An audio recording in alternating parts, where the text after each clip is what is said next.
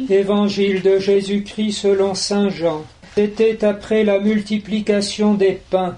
Le soir venu, les disciples de Jésus descendirent au bord du lac. Ils s'embarquèrent pour gagner Capharnaüm sur l'autre rive. Déjà il faisait nuit, et Jésus ne les avait pas encore rejoints. Un grand vent se mit à souffler, et le lac devint houleux. Les disciples avaient ramé pendant 5000 mètres environ, lorsqu'ils virent Jésus qui marchait sur la mer et se rapprochait de la barque.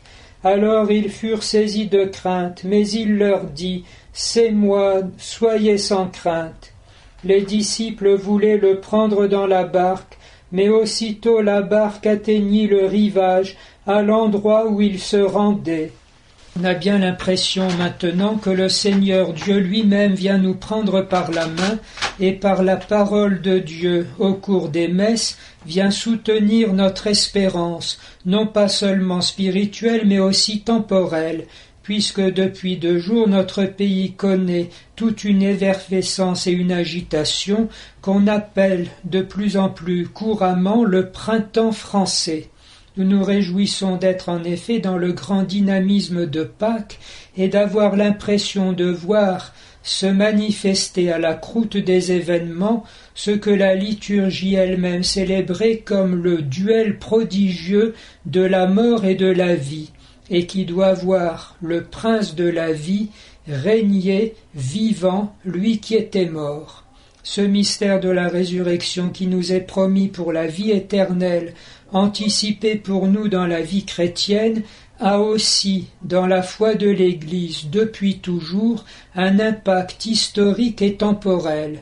C'est le sens du grand service que l'Église rend au genre humain en portant témoignage de la vérité et en lui communiquant la grâce de Dieu, c'est-à-dire le secours que Jésus-Christ est venu nous apporter.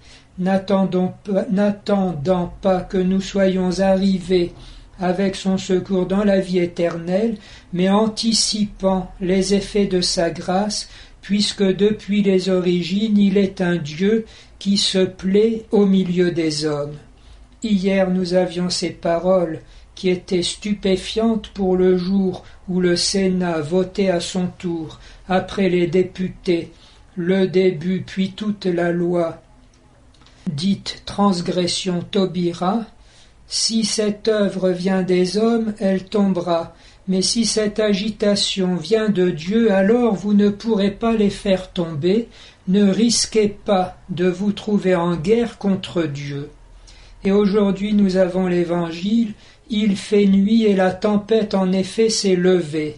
Bien que les médias n'en donnent que très peu d'informations, on peut suivre grâce aux réseaux sociaux et à Internet qu'en effet pendant toute la nuit et surtout à Paris et à Lyon, les gens sont allés jusqu'à l'Élysée, autour de la préfecture, encerclant la préfecture à Lyon et ainsi de suite. Le lac devient en effet très houleux, et voici que Jésus dit « C'est moi », autrement dit en hébreu « Adonai, Yahvé, je suis Dieu, n'ayez pas peur ». Et il vient vers la barque de ses disciples qui soudain arrive à terre. Nous pouvons donc penser que nous sommes au cours de jours qui rappelleront peut-être ce qui s'est vécu à l'Est en 1989, où en quelques jours, comme par enchantement, mais en réalité par la persévérance courageuse dans la vérité, l'un des plus grands mensonges de l'histoire s'est complètement délité et sans effusion de sang, de sorte que le monde tout étonné s'est retrouvé avec l'un des blocs complètement écroulé, ce que personne n'attendait et que l'année suivante Jean-Paul II a expliqué comme étant l'un des effets de l'année mariale 87-88 qui venait de précéder. Elle est bien plus terrible, plus redoutable qu'une armée rangée pour la bataille. Mais comme on le souligne beaucoup, il ne s'agit pas d'agiter, il s'agit de gens profondément pacifiques.